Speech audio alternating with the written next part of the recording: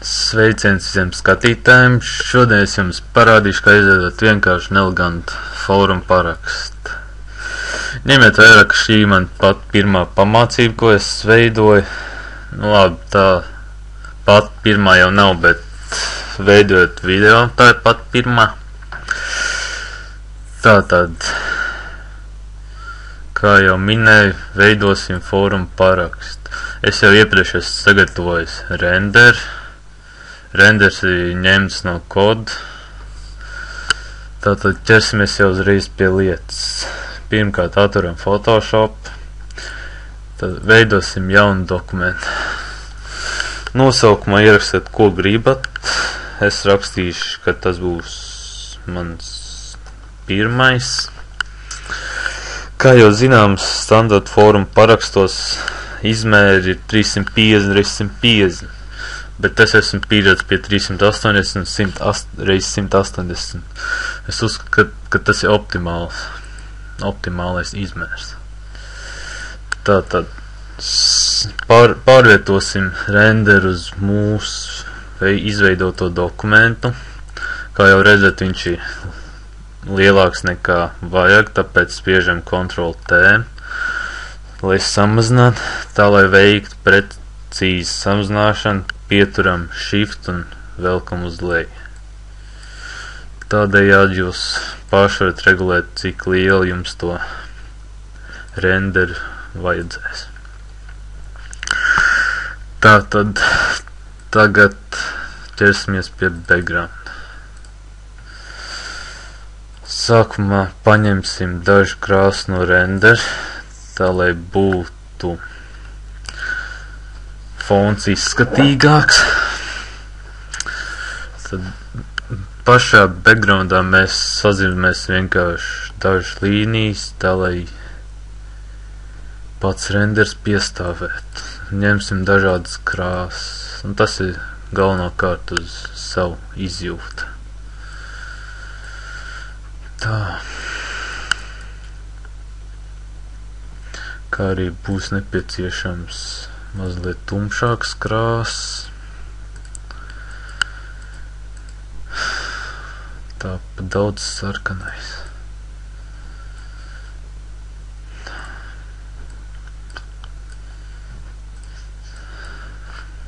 Ak, mans Dievs.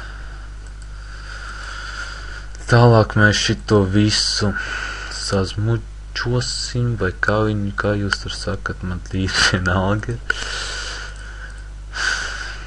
Tā, paņemsim optimālos izmērs 3x4 un tagad mēs vienkārši sapludināsim visas krāsas kopā. Nu jā, pa daudz sanāca tās sarkanās krāsas. Galvenais šajā lietā ir jūs paši izjūt. Ja tādas nav, tad vajag trenēties un trenēties, vai vismaz kritiku pieņemt. Tā. Stūros, mazliet baltās krāsas.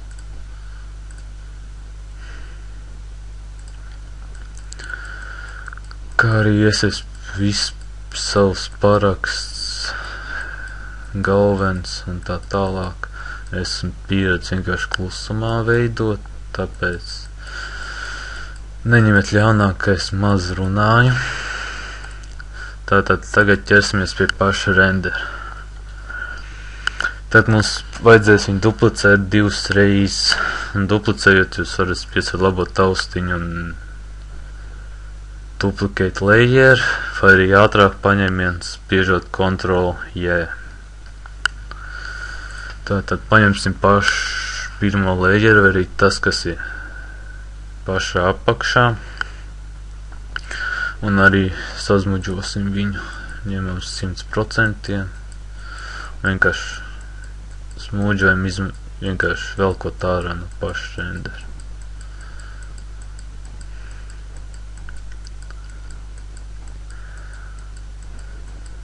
Kā arī tas pats būs jādara ar otro renderu, bet stiprums jāsamazina mazliet.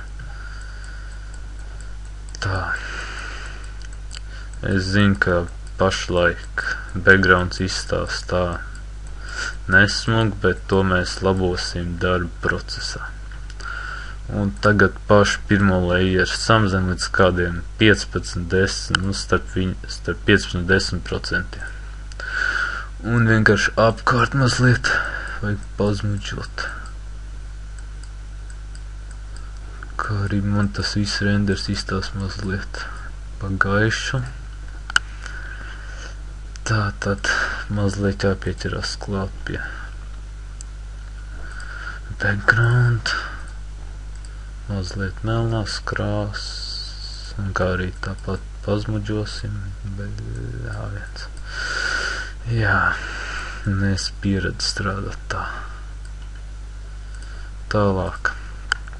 Izveidojam jaunu layeru un spiežam image, apply image. Tātad mums tad ir viens layers, kurā viss jāpienots. Tālāk mazliet jāpiestrādā pie krāsām, tāpēc dodamies uz image, adjustments and hue saturation. Arī kā īsāk varētu spiežot Ctrl+U. Un te jūs varat paši paspēlēties ar krāsām, atšķirībā kā jums patīk. Es mazliet tādu pārēšu uz sarkanīgā krāsu un mazliet tumšāk pataisīs. Tālāk, kad tas ir gatavs, veidojam jaunu layeru, spiežam to pašu apply image. Tātad veidojam jaunu layeru un tam layerim samainīsim viņa to opcijas overlay. Labi, nezinu, kā tas ir latviski, bet tā būs. Un tagad tajās vietās, kuri pašam renderim ir tāda gaiša vieta, vienkārši paspiežam virsū. Tā izstās jau slikti, bet mazliet samazināsim redzamību, kā arī var pamainīt krāsas. Paņemsim tādu pelēcīgāku.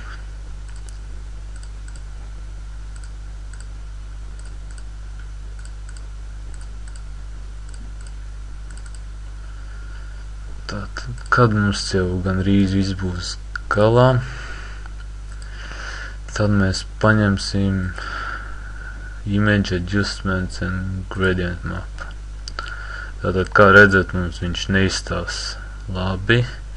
Tas var būt tāpēc, ka nav ieķeksēts revers, kā arī gradient map krāsām jābūt baltai un melnai. Tā, lai uztaisītu viņu pavisam pelēcīgi. Bet man viņš nav vajadzīgs bezkrāsains, tāpēc samazināsim redzamību, veidojam jaunu layeru un spiežam atkal apply image. Tālāk piestrādāsim pie teksta. Ir daudz veidu, kā izveidot smuku un oriģinālu tekstu, bet es esmu pieredzis veidot to pēc savu stilu. Tāpēc, kā jums tur, tas atkarībā kāds jums fóruma niks, tāpēc ievadam viņu. Man būs mezgls, kā arī uzstādīsim attiecīgo fontu. Tātad man visvairāk patīk bebas fonts. Man viņš liekas tīrs zolīts. Tā. Un tekstu mēs novietojam tajā vietā, kur ir mazāk saistība ar to pašu renderu. Vai arī, tas pēc jūs paši izjūtām varat skatīties, kur likt pēc jūsu vienkārši prāta, kā iztītos labāk. Tā. Tālāk duplicēsim mūsu pēdējo layeri. Pavilksim viņu virs teksta layer, uzspiežot ar labo taustiņu viņam virsū, spiežam create clipping mask. Tātad, kad tas izdarīts, teksts nav redzams, bet kad sāksiet pārvietot render, jūs uzreiz pamanīsiet viņu. Tāpēc tālāk es daru visu laiku uzmetīšu Gaussian blur, tātad rādījus tādu palielāku, kā arī var samainīt pašu pozīciju. Tālāk izveidosim jaunu layeru, un atkal tāpat create clip in mask uz to tekstu layeru. Un pataisīsim viņu mazliet gaišāku. Oi, aizmirst. Un mēs viņu uzstādām kā overlay. Un samainīsim redzamību. Tālāk uzliksim ēnas. Tā katrs savus ēnas var likt kā grib. Tas atkarībā, vai fonts ir tumšāks, gaišāks. Es esmu izvēlējies uz distance 1, lielums 3 un redzamība 32%. Tālāk mēs veidojam jaunu layeru, ejam uz image, Apple image un OK. Tālāk atkal duplicējam layeri, ejam uz filter, blur un Gaussian blur. Un te uzstādām uz 1 pikseli. Tālāk ņemam dzēržgumi un uzstādām viņu kā uz 100 pikseļiem. Un padzēšam to visu, to blur no mūsu galvenā tēla. Veidojam atkal jaunu layeru, spiežam image, Apple image, OK. Tā, fóruma paraksts gandrīz gatavs, bet tagad pastrādāsim pie apmalēm. Izveidojam atkal jaunu layeru, ņemam select tool, rectangular marquee tool, un no augšu vienkārši iezīmējam to lielumu, kādu jūs gribat sev tās malas.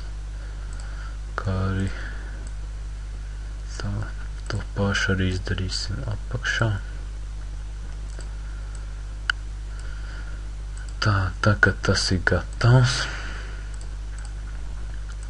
Mēs paņemsim tam layerim redzamību, samazināsim mazliet.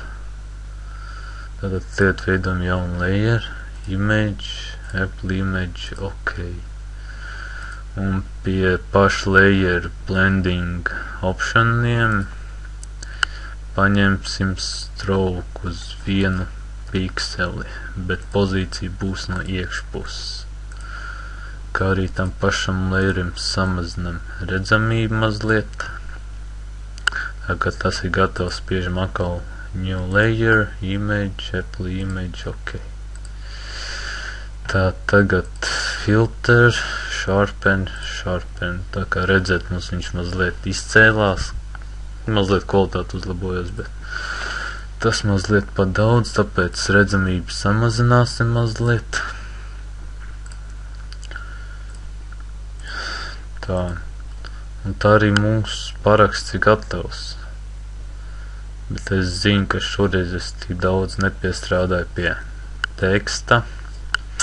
Ja tā ir pat pirmā pamācība, bet pie teksta es parasti piestrādāju vairāk. Tātad, un tad saglabāsim mūsu parakstu kā PSD failu uz desktop. Paņemsim. Saglabājam kā PSD failu, ja tas ir nepieciešams. Tagad jūs, piemēram, veidojat savu show-off. Kāds domā, ka jūs esat zelts, bet jūs varēsiet viņam parādīt savu PSD, ja tas būs nepieciešams, vai jums tas nebūs svarīgi. Un tāpēc paldies jums par skatīšanos, un cerams, ja pēc tam viss izdosies, varēšu veidot atkal jaunas pamācības.